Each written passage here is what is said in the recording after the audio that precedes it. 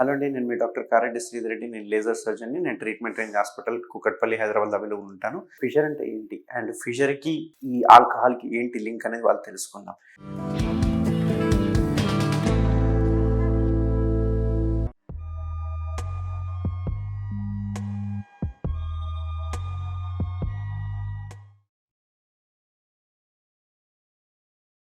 So చాలామంది ఏంటంటే summer season రాగానే బీర్ ఎక్కువ ప్రిఫర్ చేస్తూ ఉంటారు. ఏంటి అంటే సమ్మర్‌లో హాట్ ఉంటుంది. బీర్ అయితే చల్లగా ఉంటుంది. మ్యాచ్ అయిపోతది. 2 మ్యాచ్ అయితాయి అని చెప్పేసి చాలామంది బీర్ తీసుకోవడం అలవాటు చేసుకుంటుంటారు. సో ఎనీ ఆల్కహాల్ బీర్ కావచ్చు, లేకపోతే ఎనీ విస్కీస్ కావచ్చు, ఏదైనా కానీ 5-10% ఆల్కహాల్ కంటెంట్ కంటే ఎక్కువ గనక తీసుకుంటే బాడీలో ఉన్న వాటర్ అంతా ఎవాపరేట్ అయిపోతుంది. ఎలా అంటే యూరిన్ ద్వారా. సో వాసోప్రెసిన్ అని ఒక హార్మోన్ ఉంటుంది మనలో బాడీలో. సో అది మనకు తక్కువ రిలీజ్ అయితే మనం మూత్రం తక్కువ సార్లు పోతాం. ఎక్కువ రిలీజ్ అయితే ఎక్కువ మూత్రం పోతుంటాం. సో దీనివల్ల ఏమవుతుందంటే ఆ వాసోప్రెసిన్ రిలీజ్ అనేది ఎక్కువ అవుతుంది. ఎక్కువ వరకు మూత్రానికి ఎక్కువ సార్లు పోతాం. ఎక్కువ సార్లు పోయే వరకు బాడీలో ఉన్న వాటర్ అంతా బయటికి వెళ్ళిపోయి డీహైడ్రేషన్కి వెళ్ళిపోతుంటారు. ఈ డీహైడ్రేషన్ ఎఫెక్ట్ మొట్టమొదటిగా దేని మీద పడుతుంది అంటే మలద్వారం మీద పడుతుంది. ఎందుకు అంటే డీహైడ్రేషన్ అవ్వంగానే మలంలో ఉన్న వాటర్ కూడా అబ్జర్వ్ అయిపోవడం వల్ల మొత్తం మలం అనేది అంటే మోషన్ అనేది హార్డ్గా ఫామ్ అవుతుంది. హార్డ్గా ఫామ్ అయ్యే వరకు అందుకే చాలామంది యూజువల్గా మీరు గమనిస్తే కనుక ముందు రోజు రాత్రికి గనక బీర్ తాగింటే కనుక నెక్స్ట్ డే మోషన్ హార్డ్ వస్తుంది మీరు గమనిస్తే. ఎందుకు అంటే ఈ వాటర్ అనేది కంటెంట్ బయటికి ఎక్కువ వెళ్ళిపోవడం వల్ల మనం మోషన్ అనేది హార్డ్ వస్తుంది. ఈ మోషన్ హార్డ్ వచ్చే వరకు ఏమవుతుందంటే తెలియకుండా స్లైట్గా ముక్కుతూ ఉంటారు వీళ్ళు. ఇలా ముక్కేసరికి చిన్నగా అంటే ఆ మలద్వారం అనేది చాలా సెన్సిటివ్ ఉంటుంది. ఎందుకంటే హై నర్వ్ ఇన్నర్వేషన్స్ ఉంటాయి, హై బ్లడ్ సప్లై ఉంటుంది, మన లిప్స్ లా ఉంటుంది. సో ఎప్పుడైతే మలద్వారం ఇది టచ్ అయిపోయి హార్డ్ మోషన్ పోయే వరకు ముక్కే వరకు ఈ మోషన్ అనేది మలద్వారాన్ని చీల్చుకుంటూ వచ్చేసేస్తుంది. అంటే చిట్లిపోతుంది అంటారు కదా, అట్లా చిట్లిపోవడం వల్ల అక్కడ చిన్నగా కట్ అయిపోతుంది. ఆ కట్ అయిన దాన్నే మనం ఫిషర్ అంటాం. ఈ కట్ అయిన ఫిషర్ ఏదైతే ఉందో దీనివల్ల విపరీతమైన మంట, నొప్పి ఉంటుంది. ఎంత బర్నింగ్ సెన్సేషన్ ఉంటుంది అంటే వన్స్ మోషన్ వెళ్ళిన తర్వాత 4-5 అవర్స్ కంప్లీట్గా దాని మీదనే మైండ్ ఉంటుంది.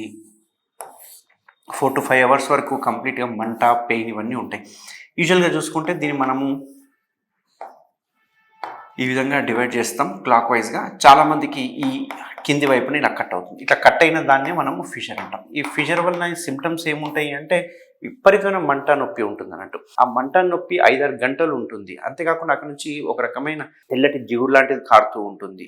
అక్కడ నుంచి బ్లీడింగ్ అయ్యే అవకాశాలు ఉంటాయి. బ్లీడింగ్ మోషన్కి అంటుకొని వస్తుంటుంది. కొన్నిసార్లు మోషన్ అంతా అయిపోయిన తర్వాత చిట్లినట్టు పడుతుంది. అండ్ మోషన్ రాకముందు ఫస్ట్ ఒక డ్రాప్ పడడం ఇట్లాంటివన్నీ చూస్తూ ఉంటాం. సో ఈ బ్లీడింగ్ అనేది కూడా పెయిన్ఫుల్ ఉంటుంది. చాలా విపరీతమైన పెయిన్తో బ్లీడింగ్ వస్తుంది అన్నట్టు. అంతేకాకుండా ఈ మోషన్ ఇట్లా కట్ అయిపోవడం వల్ల కొందరికి యానల్ కెనాల్ సెన్సిటివిటీ ఉండడం వల్ల కొందరికి మల్టిపుల్గా కట్స్ అవుతుంది. అంటే 12 o'clockలో, 3 o'clockలో ఎక్కడ పడితే అక్కడ కట్ అయిపోతుంది. అట్లా కట్ ఎక్కువ కావడం వల్ల ఇంకా విపరీతమైన మంట, నొప్పి. నెక్స్ట్ డే మోషన్ పోవాలంటే వాళ్ళకు ఒక రకమైన భయాందోళనకు గురవుతుంటారు. నెక్స్ట్ డే మోషన్ వెళ్ళాలంటే ఏడుపు వస్తుంటుంది, కళ్ళలో నీళ్ళు తిరుగుతుంటాయి.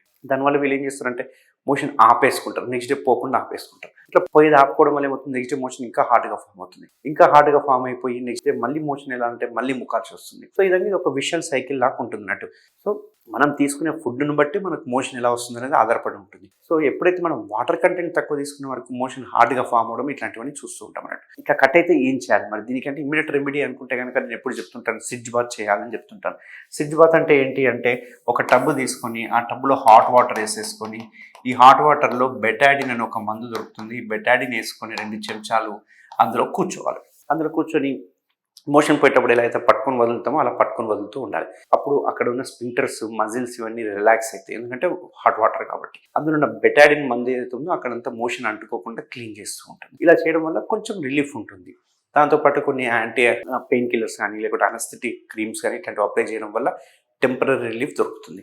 అదే ఒకవేళ పర్మనెంట్ రిలీఫ్ కావాలంటే ఏం చేయాలి? పర్మనెంట్ రిలీఫ్ కావాలంటే కనుక సర్జరీ చేయించుకోవాలి. ఎటువంటి సర్జరీ అంటే చాలామంది ఓపెన్ సర్జరీ మీకు అందరికీ ఐడియా ఉంది. బట్ మన టీఆర్ఎస్లో మనం చేసేది ఏంటి అంటే కంప్లీట్ లేజర్ సర్జరీ. ఈ లేజర్ సర్జరీలు ఏం చేస్తామంటే మోషన్ పోయే ద్వారం చుట్టూ ఉండే కండరాలు ఏవైతే ఉంటాయో అంటే స్పింక్టర్స్ అంటాం కదా, దానిలో ఒక 10-20% స్పింక్టర్స్ని మనం వదులు చేస్తామంట, కట్ చేస్తామన్నట్టు. కట్ చేయడం వల్ల అంటే ఒక 15 రబ్బర్ బ్యాండ్లు మనం గట్టి కట్టేసిన ఒక 2 రబ్బర్ బ్యాండ్లు కట్ చేస్తే ఏమవుతుంది, ఇట్లా వెడల్పు అయిపోతుంది. సేమ్ అట్లనే యానల్ కెనాల్ కొంచెం వెడల్పు అయిపోతుంది. వెడల్పు అయ్యే వరకు మనకి ఏంటి మోషన్ ఫ్రీగా వెళ్ళిపోతుంది. ఎటువంటి పెయిన్ ఉండదు, ఎటువంటి బర్నింగ్ సెన్సేషన్ ఉండదు. ఆ కట్ అయినది ఏదైతే ఉందో వన్స్ మోషన్ ఫ్రీగా వెళ్ళిందంటే కట్ అయింది మెల్లగా హీల్ అయిపోతూ వస్తుంటుంది అన్నట్టు. సో మోషన్ కెనాల్ని కొంచెం వెడల్పు చేయడం వల్ల ఫిషర్ ప్రాబ్లమ్ సాల్వ్ అవుతుంది.